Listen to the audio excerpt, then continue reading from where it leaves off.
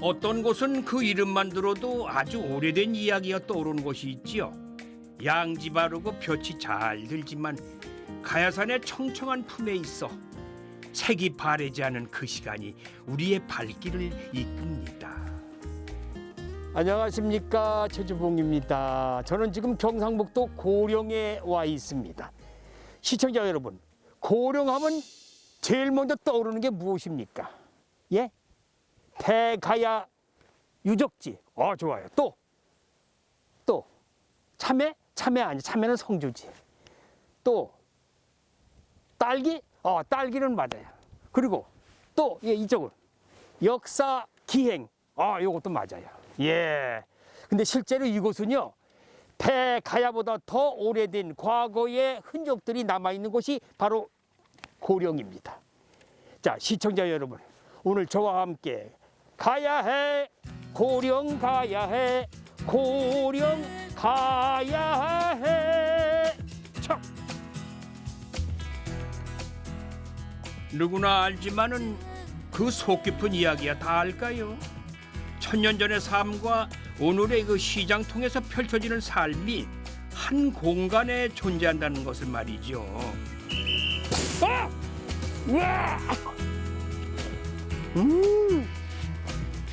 야, 정말 신기하다. 그 시간의 다리를 건너 고령의 오랜 이야기를 꺼내볼까 합니다. 고령의 역사 여행은 이곳에서 시작된다고 해도 과언이 아닙니다.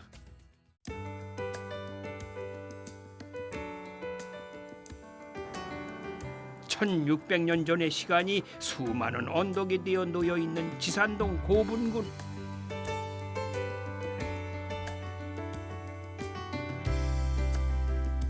대가야의 최전성기가 이 높은 구릉지 위에 어깨를 쫙 펼치고 있습니다. 반갑습니다. 안녕하십니까. 여기 올라오다 보니까요, 그 앞에 고령 지산리 고분군 세계문화유산 등재 신청이라고 돼 있어요. 신청이 중에 아직은 등재된 게 아니죠, 그죠? 네. 그럼 언제 이게 등재가 됩니까? 2022년 22년. 네, 그때 세계유산으로 등재될 것으로 지금 모두가 기대하고 있습니다. 그렇습니까? 심사 결과를 기다리고 있습니다. 기다리고 있는 네. 진행 중이군요. 네, 그럼. 네, 맞습니다. 그럼 여기는 그럼 왕족들만 있는 게 아니죠, 여기는? 예, 대가야 귀족과 왕의 무덤이 대부분인데 대부분.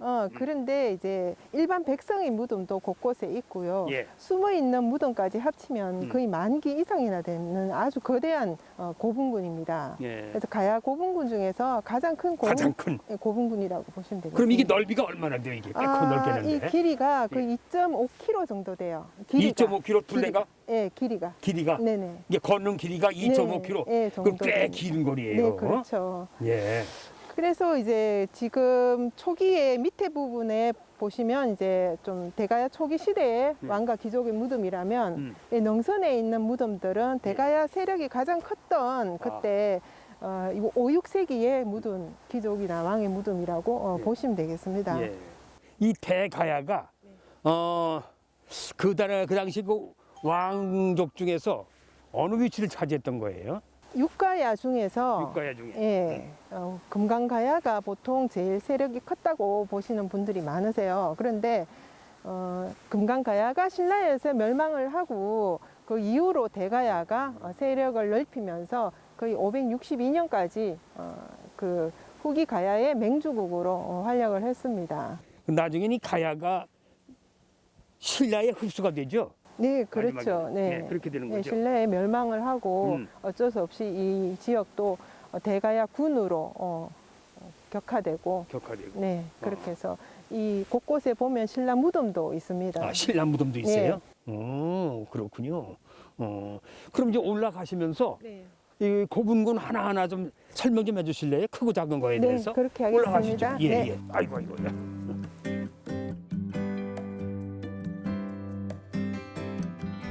2.4km의 능선을 따라 약 한 704기의 고분들이 있는데요. 가야시대 최대 규모라는군요.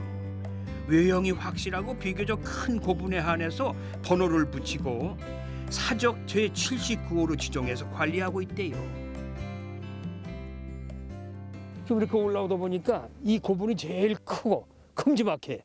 이건 무슨 고분이에요? 크게 보시면 더 큰 고분들이 많아요. 근데 아직도 근데 32호는 이렇게 32호에서 33, 34, 35까지 이렇게 네. 군집으로 되어 있어요. 네. 서로 뭐 형제거나 친척이거나 예. 그렇게 되는 것 같은데요. 음. 여기는 이제 거의 78년에 발굴을 했고 네. 여기 투구라든가 갑옷, 고리칼이라든가 제일 중요한 예. 그 32호 금동관이 발견됐거든요. 32호 금동관. 네, 와. 대가야만의 그 금동관이에요.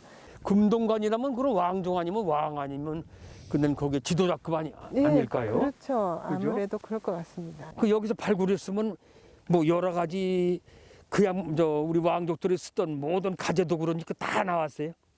네, 그런데 이 무덤들이 대부분이 도굴을 당한 그 무덤들이 많기 때문에 아 그래요? 예. 이 도굴됐다는 거는 그럼 누가 훔쳐갔다는 건데 네, 이게 그럼 언제 누가 훔쳐갔어요? 그 당시 이제 식민지 시대 때 그럼 일제 강점기 때? 네, 맞습니다. 아이고. 네, 나 그때 참. 많이 도굴을 당했죠. 그때요? 네. 그리고 그 이 해방 이후로 또 우리나라 사람들도 문화재에 대한 인식이 없어서 그렇죠. 도굴을 많이 해서 거의 반 이상이 이제 날아갔다고 보시면 되겠습니다. 아, 야, 우리 문화유산이 반 정도 날아갔다고 생각하면 이거 연구하시고 우리 관계자분들은 잠이 안 오겠네.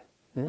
이 아깝고 좀 서럽잖아요. 네, 앞으로 중요하게 생각하고 보존하도록 해야 되겠죠. 보존이 제일 중요한 거예요, 그죠? 시간이 부여한 과거의 가치는 뒤늦게 깨닫게 되지요. 역사의 의미를 잊지 않고자 고령 야행이라는 역사 트레킹 행사도 열립니다. 이야, 밤에 무덤가를 돈다니 묘한 체험이죠. 걷다 보면 이렇게 또 큰 고분도 만날 텐데 말이죠. 제가 이거 올라온 본 고분 중에서 제일 크고 높아. 이 묘는 누구의 묘일까요? 왕의 무덤이라고 이제 추정하고 있어요. 왜냐하면 이렇게 40명 이상이 순장이 된 그 무덤이거든요. 1977년도에 이것을 발굴했을 때 그 안에는 거의 32개의 석곽 안에 한 사람씩 또는 두 사람씩 인골, 사람 뼈가 발견됐었거든요. 아, 그래요? 네, 그래서 학자들이 추정해 보니 40명 이상이나 순장이 되었다고 해요. 40명 이상. 네, 그러니까 거의 왕급이라고 보시면 되겠죠. 그때는 또 순장 문화가 또 아주 네. 유행했던 그런 시절이죠. 세계적으로도 뭐 이집트, 로마, 그리스뿐만 아니라 뭐 부여에서도 100명 이상이 그 순장했다는 기록이 있고요. 네. 또 신라도 순장 제도가 있었고요. 그래서 별로 이상한 일이 아니었던 거죠. 그 네. 당시에는. 여기 발굴된 게 지금 어디 볼 수 있나요? 볼 수 있는 곳이 있나요? 네, 그 지금 크기 그대로 재현해 놓은 왕릉 전시관이 있거든요. 전시관. 네, 좀 그래서 사람 뼈도 있는데 무섭지 않으실까요? 한번. 그래서 약간은 무서울 것 같은데 네, 그건 낮에니까 괜찮겠죠 네 뭐. 그렇죠. 낮에니까. 1600년을 온전히 버텨온 고분들, 과연 무엇을 품고 있었을지 궁금해지는군요. 국내 최초로 확인된 최대 규모의 순장 왕릉, 그 내부로 들어왔습니다. 대가야의 순장 제도는 44호분이 발굴되면서 처음으로 알려졌는데요. 그 직경이 27m나 됩니다. 여기가 44호분의 고분군에서 나온 그 발굴된 것을 다 재현해 놓은 곳인가요? 네, 맞아요. 네, 무덤을 보시면 이 여러 무덤이 있어요. 한 무덤에 여러 무덤이 있는 것은 이제 대가야 무덤만의 특징인데 이렇게 많은 무덤이 있는 것은 정말 왕의 무덤이라고 볼 수밖에 없는데 이 어뜸 돌방이라는 제일 큰 무덤이 있습니다. 그 곽에 어뜸 돌방에 주위로 32개의 석곽, 돌든널이 둘러싸여 있습니다. 부채꼴 모양으로. 그것이 이제 순장자의 묘인데요. 보면 이제 한 사람씩 또는 두 사람씩 뼈가 발견됐어요. 나이는 8살부터 50대까지 다양한 사람이 한 사람씩 또는 두 사람씩 이제 인골이 거기에 들어가 있었던 거죠. 그럼 순장 제도라는 게 뭐야? 네, 순장은 그 당시에 그 지배자층이 죽었을 때 사후세계에 대한 그런 준비를 했던 거죠. 그래서 사후세계에서 그 당시 누렸던 직공들을 그러니까 그 부하들을 신하들을 다 데려가서 거기서 살기 위해서 그래서 이승에서 끝나는 것이 아니라 저승에서 살기 함께. 위해서 그렇게 했던 것이 이제 순장 풍습이라고 보시면 되겠습니다. 그때는 그런 풍습이었군요. 그러니까 네. 왕이 죽으면 다 함께 가서 같이 네, 사후세계를 거기서 함께 누리기 누리자. 위해서. 네, 그렇죠. 그런 의미군요. 복식도 입어보게 하고 고령 지역의 순장 문화가 언제부터 시작되고 또 언제 사라졌는지는 아직 정확하게 밝혀지진 않았습니다. 순장자에게 별도의 순장 덧노를 만들어주는 대가야의 독특한 특징만은 세상에 드러났지요. 왕이 누워 있고 아래 위로 신하들이 모양이야. 신하들도 누워 있고. 최측근에 신하를 이렇게 최측근. 그래서 머리맡과 발밑으로 이렇게 딱 구분 지어가지고 이렇게 넣어놨던 것 같습니다. 그리고 혹시 이 선생님은 여기 몇 명이 순장됐을 것 같아요? 한 30여 명 되지 않겠어요? 근데 비슷한데 이제 한 40명 이상이 순장이 되었다고 이 해요. 안에 40명. 네네. 시녀가 많겠죠. 그리고 마부, 또 농부도 있고 호위무사 같은 경우에는 칼이 들어가 있었었고, 칼. 네. 농부는 뭐 토기, 또 마부면은 말에 관련된 그런 껴묵거리들이 순장자 옆에 같이 넣어 있었던 거죠. 이 껴묵거리 아시는 분 계실려나 모르겠네. 죽은 자를 매장할 때 함께 묻는 물건이에요. 즉 부장품을 뜻하는데 철기 투구부터 금속품까지 대가야 연맹의 중심 세력이었음을 보여주는 당당한 자태입니다. 여기 조개로 만든 국자. 네, 맞습니다. 귀하게 생겼네요. 야광 조개로 만든 국자가 이게 반쪽짜리가 패널에 보시면 조각으로 나와 있는 것이 발견이 됐거든요. 이렇게 일본의 최남단에 있는 오키나와라는 곳에서 이제 그 주변에 그 야광 조개가 많이 살아요. 거기만 자생하는 그 야광 조개를 이제 국자로 만들었다는 거죠. 그래서 대가야가 위치상으로 외와 가장 가까운 곳이 오키나와예요. 네, 그래서 갖고 선물로 받은 것이 아닐까 그렇게 추정하는 아주 중요한 유물 중에 하나입니다. 그럼 그때 일본어고도 왕래가 있었다는 거죠? 네, 그렇죠. 가까운 나라 중에 하나가 외입니다. 외. 백제도 가까웠지만 외도 가까운 나라 중에 하나였죠. 철의 왕국이라 불리는 대가야는 금속 예술뿐만 아니라 아름다운 선율도 품고 있습니다. 10손가락이 마디마디에 닿아서 아름다운 소리를 내는 악기, 가야국의 고라는 뜻에서 가야꼬입니다. 네, 이 마을이 우륵 선생이 태어나신 곳인가요? 아니면 우륵 선생이 여기서 터를 잡고 생활하시던 곳인가요? 우륵 선생은 490년 말경에 대가야 직활현인 성열현에서 태어나셨다고 하신데 그 현은 어디인지 지금 현재는 아무도 모르고 있습니다.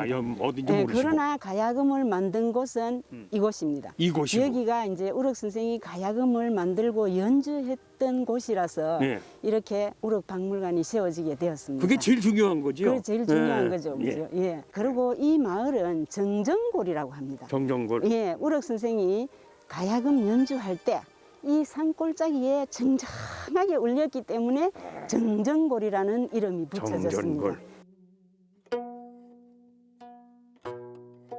가야금의 골짜기란 뜻으로 금곡이라고도 불렀다는데 우륵 선생이 만든 이 가야금 소리를 듣고 감동하지 않은 이가 없다는 그런 전설이 들립니다. 이 환상적인 소리의 비결은 바로 이것이라고요.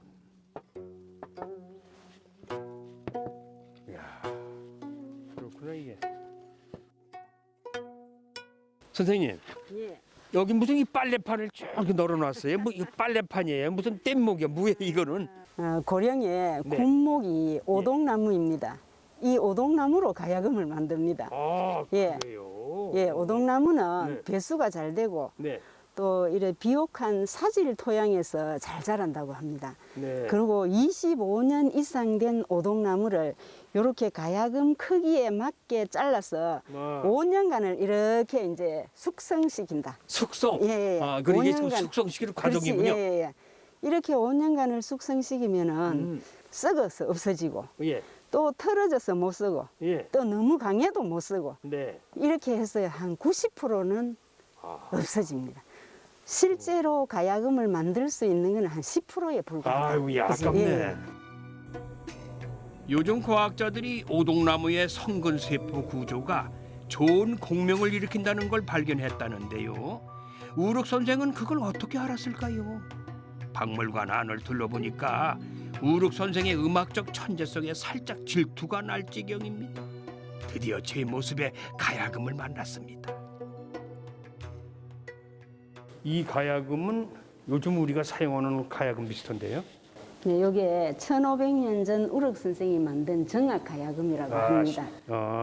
직접 만드셨군. 정악 가야금은 바른 음악이라는 뜻이며 풍류 가야금이라고도 합니다. 이 정악 가야금은 궁중음악, 네. 선비들의 풍류 계통의 음악을 연주합니다. 그런데 비교적 느리고 굉장히 음색이 부드럽고 네. 깊은 울림 소리가 납니다. 예. 부드럽고 깊은 울림이 나온다. 이 가야금의 이판이 둥그스름한 이 모습은 하늘을 상징했다. 예. 그리고 밑판이 보면은 네모지게 팽팽하다, 그지? 네. 그거는 땅을 뜻했다는 뜻이고 가운데 공간이 있습니다. 네. 그 공간은 천지와 사방을 나타냈다. 그런 의미가 있고 이 12줄 얹어져 있는 것은 1년 12달을 의미했다는 그런 뜻이 있습니다. 그런 이제 음양 오행적인 이런 의미가 있습니다. 대가야의 우주관이 담겨 있다는 가야금. 가실왕은 대가야에 속한 여러 나라들의 말이 서로 달라서 이를 통일하기 위해 가야금과 12곡의 연주곡을 주문했다고 합니다. 가야금은 조화와 균형의 선율이었던 셈이지요. 우리도 우륵 후세니까 그 흥을 한번 살려볼까요? 초보자들한테는 어떤 노래가 연주할 수 있을까? 제일 쉬울까요? 초보자들인데서는 이제 제일 쉽게 이제 첫 번째 뜯는다. 아까 뜯는다. 뜯는다. 예, 뜯는다. 하는데 이렇게 한번 뜯어보십시오. 저 학교 종이 보시면은 칠판에 9, 9, 10, 9, 10, 10, 9, 9, 8, 8. 8, 8 있잖아, 그지? 요렇게 뜯으면은 뜯기만 하세요. 뜯기만. 뜯기 뜯나면은 9, 9. 오른손으로 줄을 뜯거나 튕기고 왼손으로는 줄을 눌러가지고 농음하라, 울림을 주라. 뭐 이 정도면 잘하는 거 아니에요? 9, 8, 8, 7. 7. 그렇지. 선생님 합주 한번 해볼까요? 예. 시작. 9, 8, 8, 9, 8, 8, 7, 7, 9, 10, 10, 9, 8, 8, 9, 8, 7, 8, 6. 마지막에 다 했어. 그런데 이거는 보니까요. 어린이들이 오면 쉽게 따라할 수 있을 것 같아요. 예, 가족 체험 프로를 굉장히 그렇죠. 많이 합니다. 그래서 예. 이런 체험을 통해서 아이들의 그 교육적인 이 가치가 높아지고 아름다운 선율에 푹 빠지는 사람들도 있고. 예. 왕이 즐겼던 음악을 듣고 나니까 오늘은 왕 노릇을 좀 하고 싶어지네요. 와, 상도 많이 타셨네. 야, 음식이 맛있긴 맛있는 모양이다 아주. 별의별 거 다 있네 여기도 그냥. 사장님이시구나. 어서 오세요. 반갑습니다. 예, 전한석입니다. 반갑습니다. 예. 제가 알기에는 여기가 뭐 임금님 드시던 밥상을 차림이 좋다고 그래서 일부러 왔는데 맞긴 맞아요? 예, 옛날 대가야 시대 예. 왕들이 드셨던 걸 지금 현대인들 입에 맞게끔 재조명해가지고 저희들 판매하고 있습니다. 그렇습니까? 야, 제가 듣기에는 말이죠. 네네. 이거 뭐 보니까 뭐 진찬이라고 써놨어. 예. 진찬이라는 뜻이 뭐야? 진수성찬 줄임말 진찬인데 예, 말 진수성찬. 그대로 이제 네. 진상입니다. 그 대가야 시대 어른들 왕들께서 드셨던 진상. 음식. 임금님이 드셨던 왕들이 드셨던 진상 상이다. 그래서 나도 그 밥상을 한 상치 항상 받으러 왔거든요. 준비하고 있습니다. 한번 잘 오셨습니다. 안내 좀 해주세요. 예. 예. 왕들의 입맛을 사로잡은 음식이라면 뭐 최고의 한식이겠지요. 고소한 냄새가 마음의 가야금을 퉁퉁 울립니다. 그리요. 16가지 이상의 별미가 푸짐하게 차려졌습니다. 고령하면 빠질 수 없는 게 또 요 한우죠, 한우. 각종 채소들이 한눈에 척 봐도 합격입니다. 제가 금년 들어와서 네. 이런 상은 처음 받아봐요. 이야, 이게 종류가 한 10대까지 되는 것 같아요. 요게 대가야 진찬을 만들게 된 계기는 예. 그 저희들이 대구 인근인데 사실상 먹거리가 없어가지고 고민을 많이 하던 찰나에 네. 고령 군수님께서 네. 먹거리를 개발하자. 그래가지고 군수님이? 예예 군수님께서 그 저희들 이제 외식업하고 같이 컨택해가지고 야. 개발을 했습니다. 대가야 진차는 주 재료가 고령 주변에서 나는 로컬 푸드, 즉 고령 인근에 나는 특산물로 만들어 아하. 차립니다. 로컬 푸드. 예. 예. 뭐 거기가 고령에서 다 나는 건데 네. 혹시 선생님 고령 특산물로 만드는 거 종류가 여기 한 5종류가 있는데 5종류. 예 어느 것인지 뭐 알 수 있겠습니까? 뭐 딱 맞출 수 있을 것 같은데. 예. 일단은 한우, 네. 고기 같아. 예. 예. 그리고 뭐 육회는 다 한우 똑같은 거고 육회. 고기 종류. 예. 요것도 연근도 아마 혹시 고령가니까. 예 맞습니다. 맞죠? 예 그다음 뭐 이거지 뭐 야채. 이거 아니까? 아니요. 뭐예요? 개진 감자, 요건 감자입니다. 감자. 아. 개진이 그거는 감자. 토질이 사질이라 가지고 예. 모래 성분이 많아 가지고 아, 그래요? 예, 감자가 분이 많고 엄청 맛있습니다. 오. 예, 그리고 하나 더 말씀드리자면은 딸기 지금 한참 아. 지금 나오고 있습니다. 고령 딸기. 예, 전국적으로 당도가 좋아가 유명합니다. 감자 연근에다가 딸기, 부추, 한우까지 여봐라. 고령의 향과 맛을 앉은 자리에서 다 만났다고 전해라. 이거 임금님만 드시기엔 너무 아깝잖아요. 야. 한우 육즙에서 그냥 육즙이 쭉 빠져나오는데 눈으로 보기만 해도 이렇게 예. 맛이 있을 것 예, 같아요. 맞습니다. 이러니 이런 음식을 임금님이 안 좋아하셨겠어요. 맞아요. 살만 찌는 거지 그러니까. 그 당시만 지금. 자, 지금 딱 맛있었죠. 네.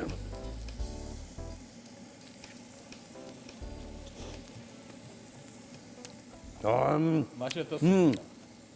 아이고 녹네 녹아. 그렇죠. 야, 역시 고령 한우 좋군요. 네. 고령 도축장이 다산이 있습니다. 여기서 거리가 한 10분 거리에 도축장이 있어가지고 항상 네. 신선한 고기를 공급할 수 있어가지고 저희들 그 고기만큼은 알아주고 있습니다. 예. 전국 각지에서도 찾을 만큼 유명한 축산물 공판장이 있다는데요. 우수한 암소도 가장 많이 유통된다고 하네요. 이 신선한 과일과 채소도 지천에 있으니까 고령은 참 풍요롭습니다. 그리요. 대표님, 네. 나는 고령에 와서 네. 대가야의 왕이 된 그런 기분이에요. 당연하죠. 진수 성찬에다가 이거는 원래 그 대가야 시대 왕들이 드셨던 거기 때문에 그래서 이름도 대가야 진찬인데 오늘 선생님께서 왕이 되신 겁니다. 축하드리겠습니다. 고맙습니다. 이렇게 음식도 대접받아 먹어야 된다. 왕처럼 먹어야지.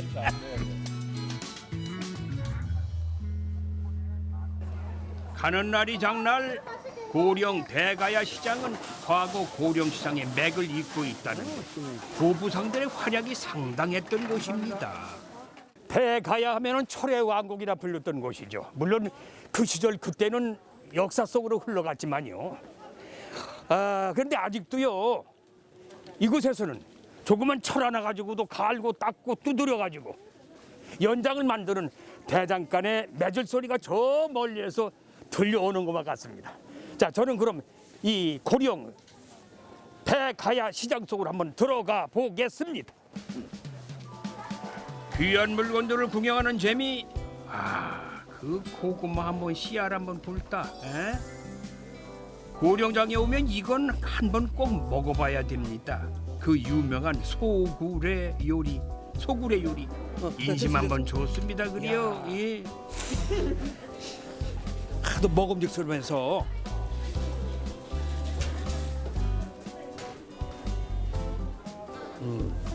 제가 먹성이 좋아요. 요즘 젊은 사람들은 이 소구레라고 하는 단어를 몰라요. 이게 소 껍데기거든요. 돼지 껍데기보다 훨씬 맛이 좋아. 소구레.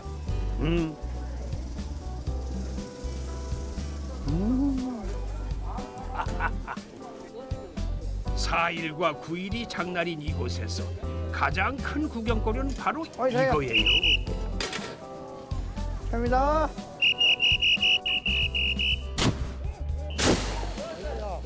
우와! 우와! 우와! 예. 야, 딱딱거려. 와! 손 잡수고 있어. 아, 잡수고. 와, 맛있네. 나 고소가. 네네. 아, 이게 떡이구나. 흰떡, 가래떡 잘린 거구나. 가르쳐 잘라. 설 끝나고 남은 가래떡 처치곤란일 때는 이게 딱이죠 뭐. 딱 봐도 포스가 한 해 두 해 하신 분이 아니에요. 이장터의 명물 중에 한 분이래요. 자, 한 번 더 볼까요? 자, 자 그래 잘해줘. 아! 우와! 아! 야, 좋다. 야, 소리 좋다. 역시 장터에 와야 이 빵 소리를 들을 수 있는 거예요. 예, 예, 맞습니다. 그렇죠? 자, 사장님. 예. 저 여기 대가야 시장 안에서 이 뻥 트신 지는 얼마나 되셨어, 올해? 지금 건 20년 가까이 다 됐습니다. 요즘은 코로나 시대인데 예. 누가 많이 와요? 어떤 분들이 제일 많이 와서 이 뻥 트시나? 저 떡을 많이 태갑니다. 떡. 저 떡. 아, 떡. 예, 떡을 좀 많이 태갑니다. 떡을. 그 왜 그러면 간식을 많이 하게 되면서. 아, 간식은 많이 예, 한다. 예, 코로나 때면서 지금 간식을 많이 하게 되면서 떡을 많이 태갑니다. 아, 코로나 때문에 집에 계시면서 시간이 많으니까 예, 예. 간식은 많이 하신다. 예, 예. 아, 예. 그렇군요. 오시는 분들이 대개 보면 나이 드신 어르신들이 누구야? 예, 어르신들 계시고 젊은 한 50대 중반 되는 사람들도 많이 옵니다. 아, 중반대 좋으시고. 예, 사장님, 예, 손님 많이 오시게 하려면은 네. 이게 홍보를 해야 돼. 네, 홍보를. 예, 그러려면 어떻게 해야 돼? 제가 이랍니다. 네. 허허 쉬고 쉬고 들어간다. 저절 쉬고 쉬고 들어간다. 작년에 왔던 뻥튀기가 죽지도 않고 또 왔네. 박수 한번 쳐줘, 박수. 쉬고 들어간다. 저절 쉬고 쉬고 들어간다. 이게 바로 시장 트롯의 매력 아니겠어요? 들어간다. 박수. 한쪽에서는 뻥튀기가 뻥뻥 터지고 또 한쪽에서는 탕탕탕탕 쇠망치 소리가 울려 퍼집니다. 이곳은 3대째 장인 정신을 이어가고 있는 약 100년 전통의 대장간입니다.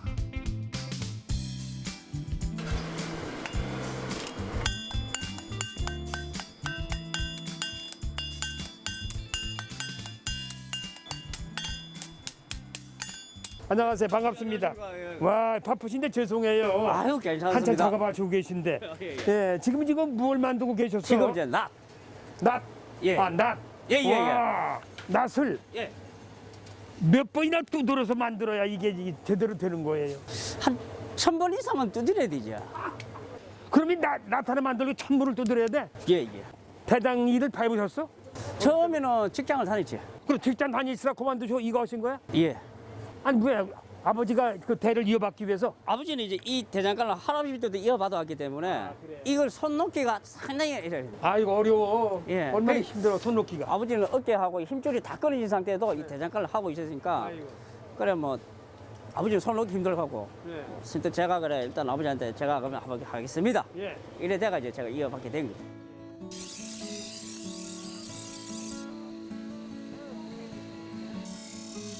할아버지 때부터 써오던 집게며 망치들이 그대로 쓰이고 있습니다. 대가야 철기 장인의 역사가 이렇게 이어지고 있었구만요.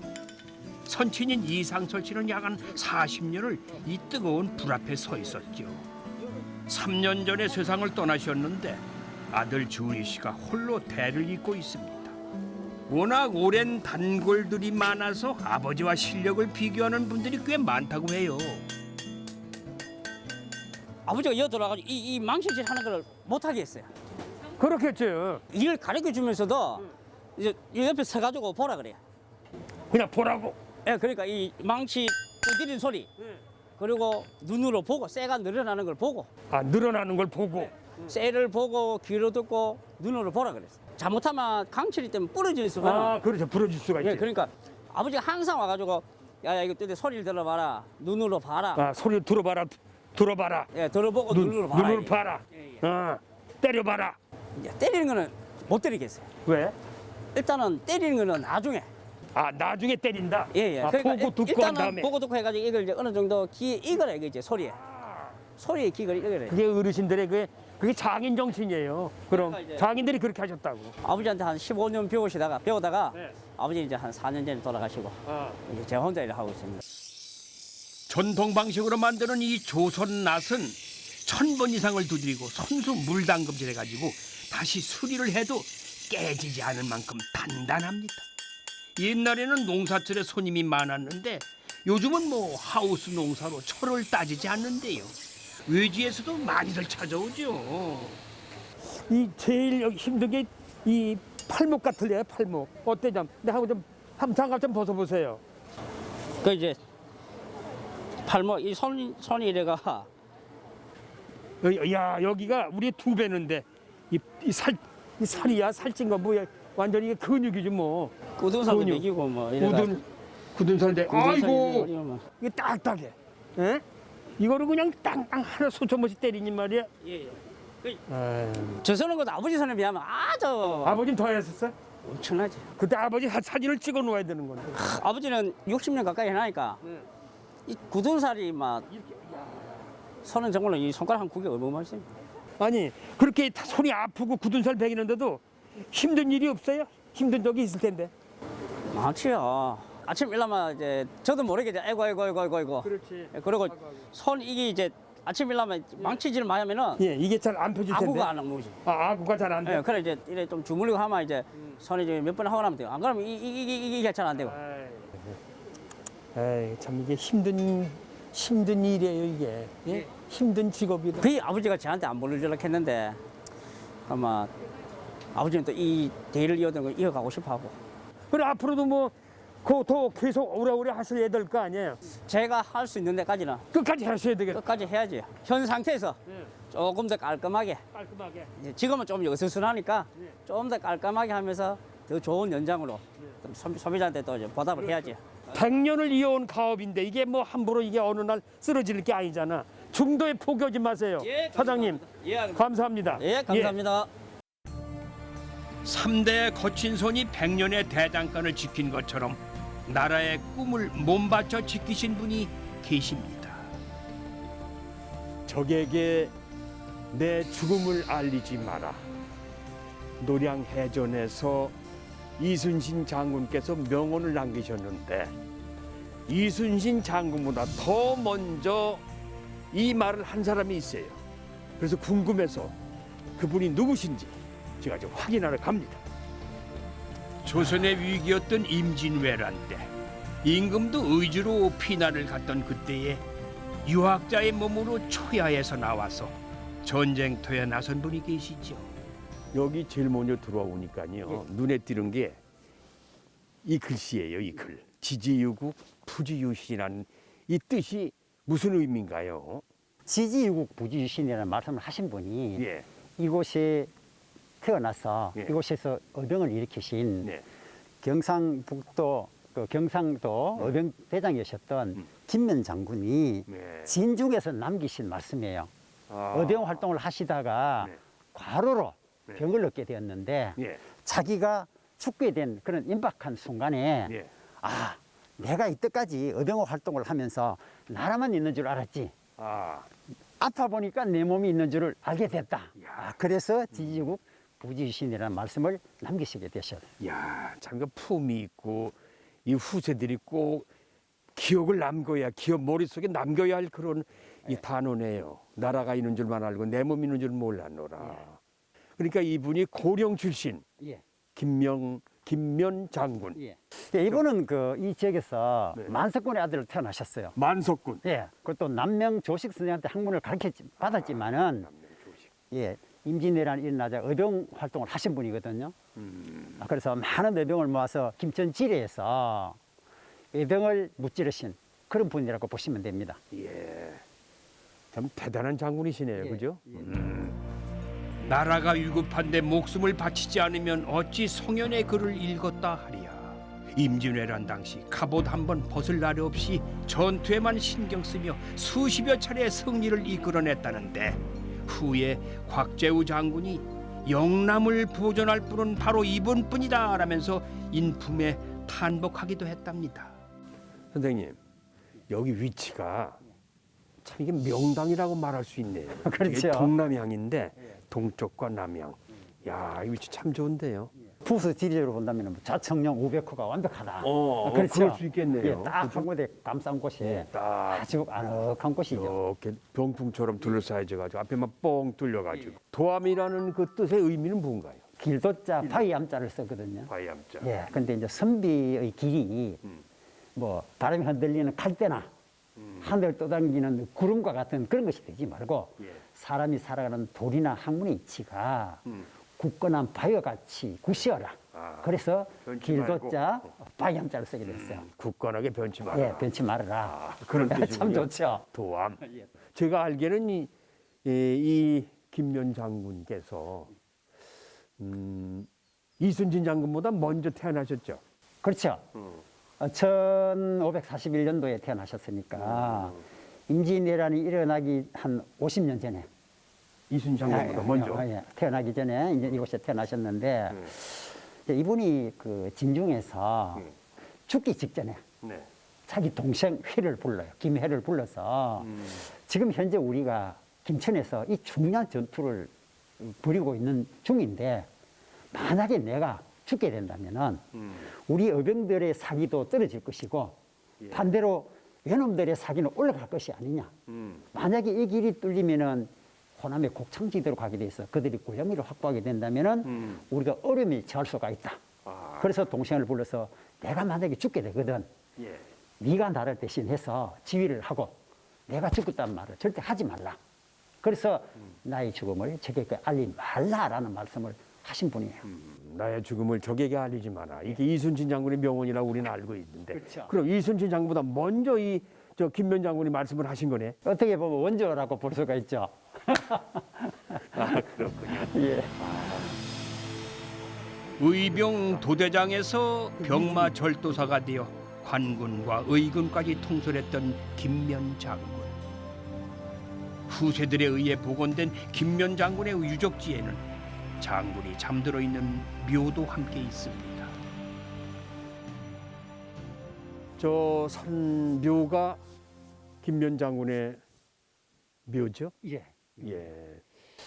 이 묘가 원래 이 자리에 있었던 건 아니고 김천서 돌아가셨거든요. 그 예. 계영 전투장에서. 그래서 저쪽 산 능선에 있었는데 자손들이 안 되니까 이장을 하게 되겠다 하여 무덤을 파헤쳤더니 엄청나게 큰 돌덩어리 같은 것이 나와서 사람의 힘으로 안 돼서 푹거리를 깨워봤더니 예. 곽이 나왔는데 크기가 길이가 2m, 2m. 폭이 120, 예. 높이가 85cm, 어이구. 두께가 8cm. 예. 이럴 때는 엄청나게 큰 곽이 나왔어요. 소나무로 만든데 뚜껑을 열어봤더니 옷나무칠을 한 김면 장군의 관이 있었어요. 관이 그 안에 들어있다. 예, 관이 있었어요. 그 관을 씌운 그럼 덮개내기에. 예, 덮개죠. 이중각을 했다는 이중. 거죠. 예, 그래서 그분의 유해와 그분의 부인을 이곳에 합장한 합장묘입니다. 아, 합장묘. 애국자의 생애가 적힌 신도비 앞에서 가만히 충정의 흔적을 바라봅니다.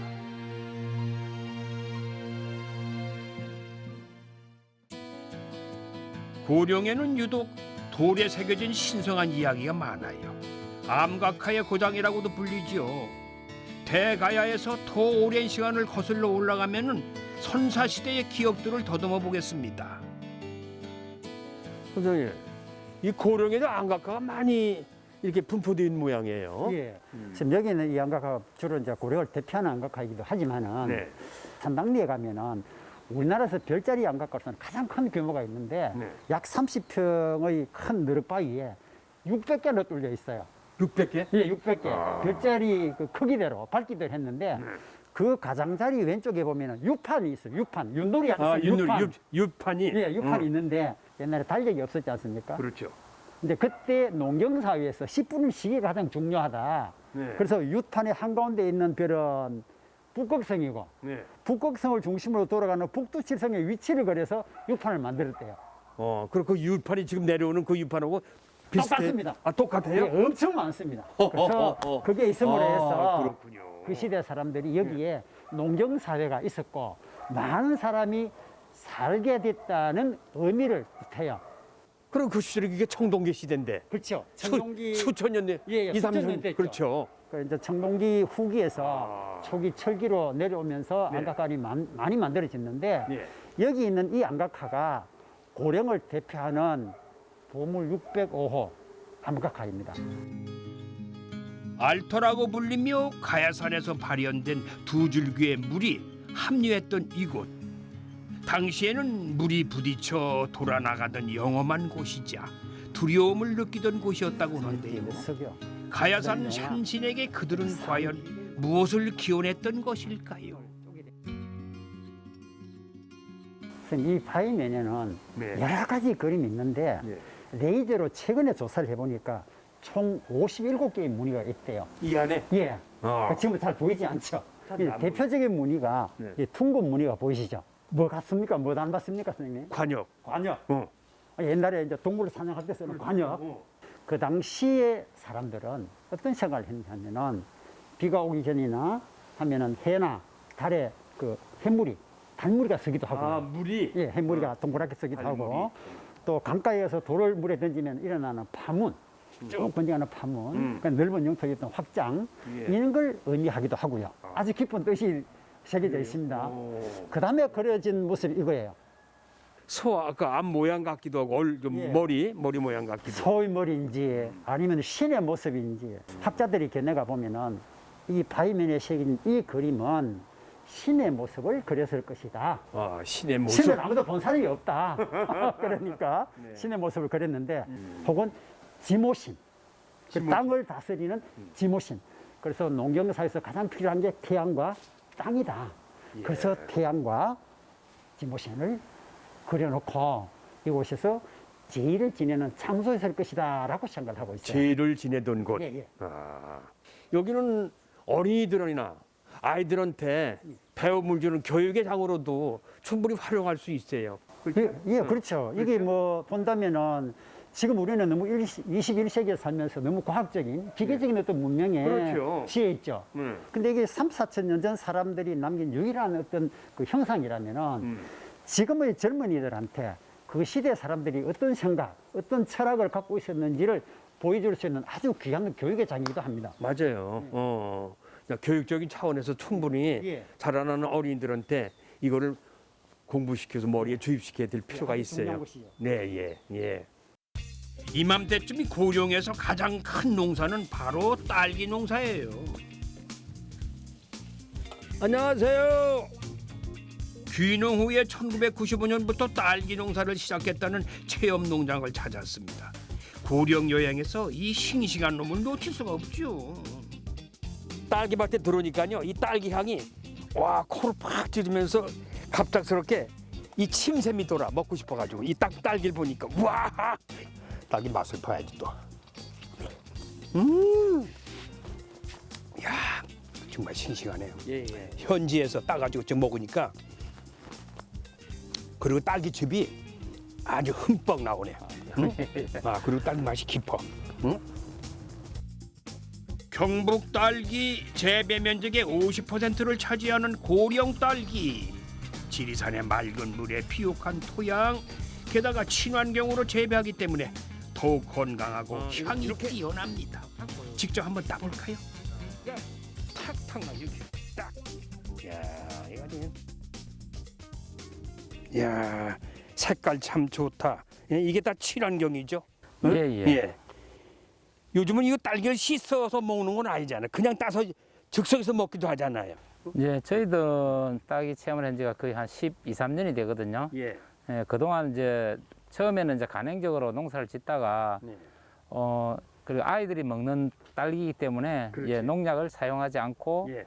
예, 그렇게 수확해서 네. 그다음에 이제 봄이 되면은 또 체험을 하고 있습니다. 예. 근데 이렇게 맛있는 이 딸기가 왜 이 고령에서 유명하게 된 거예요? 무슨 이유가 있을 거 아니에요? 땅이 좋은 거냐 아니면 해가 좋은 거냐?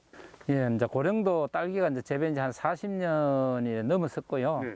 예, 40년 동안에 그래도 계속 이렇게 또 농가가 뭐 줄지도 않고 이렇게 하는 것은 환경이나 이런 게 아마 딸기하고 가장 잘 적합한 것 같아요. 가야산이라는 있는 또 거기에서 맑은 산에서 내려온 물이나 이런 게 좋기 때문에 그래서 아마 딸기가 계속 유명해지지 않을까 그렇게 생각합니다. 이 딸기를 생으로 먹는 것도 좋지만은 또 다른 방법으로 먹을 수 있는 방법도 있어요? 예, 뭐 여러 가지가 있지만은 저희들은 이제 또 딸기잼 체험을 하고 있어요. 딸기잼 체험. 예, 아이들이 또 주무르고 예. 이렇게 적고 딸기잼이 되는 과정을 보면 너무 좋아합니다. 예. 그래서 저희들이 이 딸기 따는 체험도 저 인기가 있지만은 또 딸기잼 만드는 체험도 상당히 인기가 좋습니다. 직접 딴 딸기로 기념이 될 만한 가공품을 만들어 보기로 했어요. 싱싱한 딸기를 아낌없이 가득 붓고 조물락조물락 와 손이 다 상큼해지는 기분이네요. 이게 아주 이 재미가 쏠쏠한데 그러니까 어린 아이들은 얼마나 재미있어서 어른도 재밌는데 이 할아버지도 재밌는데 우리 손주들 얼마나 재미있어하겠어. 어린아이들도 이게 저 오감 중에 이 촉감 이런 게 상당히 느끼고 그래서 상당히 좋아합니다. 그렇겠어요. 애들이 그런 냄새가 쓰지도 않고 그냥 향기로워서 얼마나 애기들 좋아해. 애기들이 이렇게 하다가 또 먹고 그렇게 하기도 해요. 그렇겠죠. 예. 이제 서서히 졸여주는데요. 신선하더라도 이 작고 못생겨가지고 판매하기 어려운 딸기들 있죠. 이렇게 활용하면 되겠어요. 저 딸기를 잼을 만들 때는 이제 딸기를 넣고 주무르고 그다음에 이렇게 수분을 다 날리고 나서 그 쉽게 이제 졸인다 그죠, 그죠? 졸이고 나서 그다음에 이제 설탕을 넣고 그다음에 조금 끓여주고 그다음에 불을 끄면은 설탕도 타지 않고 맛있는 잼이 됩니다.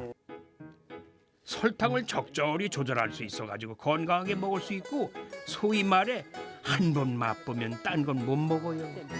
또 내 손으로 만든 건 무조건 맛있죠 뭐. 이게 맛을 봐야 되거든. 이게 잘 안 됐으면은 좋아. 이 손가락 맛이 이게 기가 막히네. 숟갈로 먹는 것보다 이 손가락 맛. 옛날에는요 어른들이 맛볼 때 손가락, 애기 손가락. 그렇죠. 새끼 손가락. 아 좋은데요.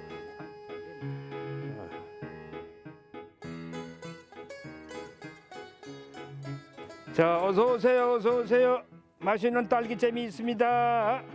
자, 팥죽과 같이 아주 말랑말랑하게 볶고 먹기 부드러운 딸기잼입니다. 딸기밭에 와서 딸기 체험도 하고, 자, 그 딸기를 따와서 깨끗이 씻어서 이렇게 졸여가지고 설탕을 붓고 잼을 만들어낸 이 특별한 체험을 해봤습니다. 야, 이 최주봉도 해봤는데 여러분들은 왜 못하시겠어요? 다 할 수 있죠. 예, 이 봄철에 비타민이 부족하잖아요. 그러니까 딸기를 흠뻑 드시면은 여러분들 봄, 여름, 올 내내 비타민 걱정 안 하셔도 될 것 같습니다. 다시 시간의 다리로 돌아왔습니다. 우리는 지금의 나를 잊고자 찾아온 여행에서 더 또렷하게 오늘의 자신을 돌아보게 되지요. 바위 위에다가 그림을 그리고 별을 그리면서 행복을 기원했던 이 고령 사람들. 뭐 지금이야 사람도 변하고 풍경도 바뀌었지만은 세월이 흘러도 행복만큼은 그대로 우리에게 전해지고 있는 것 같습니다. 자, 이번에 고령의 겨울 여행 저한테는 오래오래 머리에 기억될 것 같네요. 지금까지 고령이었습니다.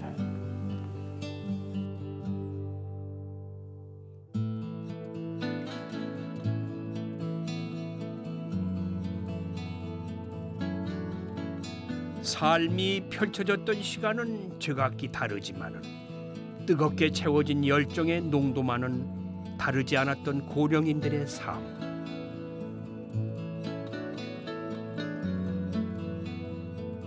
그 길을 걸으면서 즐겁게 살아있음을 느꼈습니다. 오늘의 소소한 행복을 찾는 일, 그 첫발 걸음인 고령 여행을 먼 인생을 살아가면서 기억해두면 좀 어떨까요?